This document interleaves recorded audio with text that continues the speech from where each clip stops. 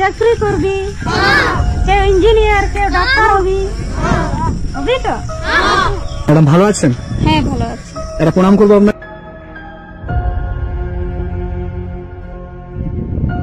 বাচ্চাটি কার? আমার। বাচ্চাটি আপনার? হ্যাঁ। কি নাম? খেরওয়াল মুর্মু।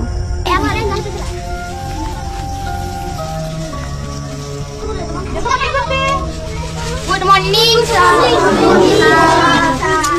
এইগুলি আপনার স্টুডেন্ট? এটা স্কুল? হ্যাঁ কে বানিয়েছে? আমরা। কত করে টাকা দেয়? বেতন পান আপনি? না বেতন পান না? না, এই বাচ্চাটার কত মাস বয়স? 2 মাস। 2 মাস বয়স। হ্যাঁ আপনি এতগুলো বাচ্চার দায়িত্ব নিয়েছেন? হ্যাঁ।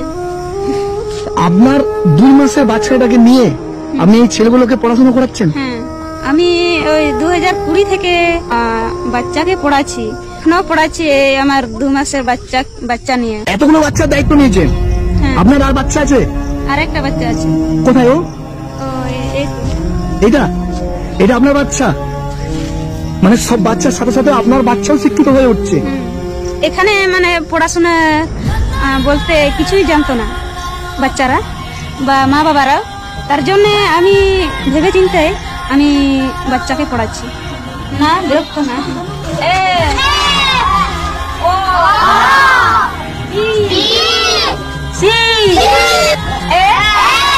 আপনাদের কাছে হাত জোর করে অনুরোধ, যেভাবে হোক এই পৃথিবীর সবচেয়ে বড় যোদ্ধার ঠিকানাটা একটু আমাকে দেবেন, এবং আমি কলকাতা থেকে কিভাবে তার কাছে যেতে পারি সেই ঠিকানা দেবেন। আমি আমার যতটা পারি ততটা দিয়ে তার পাশে এসে দাঁড়াবো, এবং আমারও যার সাথে যোগাযোগ আছে তারাও এই পৃথিবীর সবচেয়ে বড় যোদ্ধার পাশে এসে দাঁড়াবে। যেখানে ফেসবুক খুলে সকালবেলায় অশ্লীল বস্ত্র পরে, নাইটি পরে ভিডিও করতে ব্যস্ত, রিল করতে ব্যস্ত, সেখানে এই মাকে দেখুন, 2 মাসের বাচ্চা। 70 থেকে 100টা শিশু, তার মধ্যে তারও আরেকটি সন্তান আছে।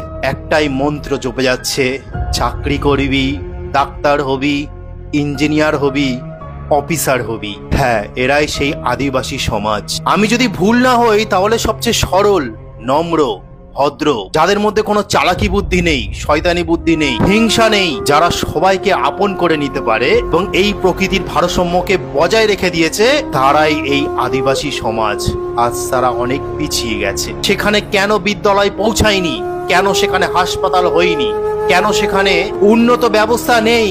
কেন তাদের এইভাবে আর কতদিন পেছনে ফেলে রাখা হবে? কতদিন শিক্ষার আড়ালে এইভাবে তাদের ডুবিয়ে রাখা হবে আদিবাসী সমাজকে? আর কিছু বলবো না মা, তুমি আবার প্রমাণ করে দিলে তুমি পৃথিবীর সবচেয়ে বড় যোদ্ধা, সর্বশ্রেষ্ঠ তুমি সেই মা। বাংলার সমস্ত কন্টেন্ট ক্রিয়েটরদের বলছি, আপনারা এই পৃথিবীর সবচেয়ে বড় যোদ্ধা মায়ের পাশে এসে দাঁড়ান, আর আমাকে দয়া করে কেউ তার ঠিকানাটা দেবেন।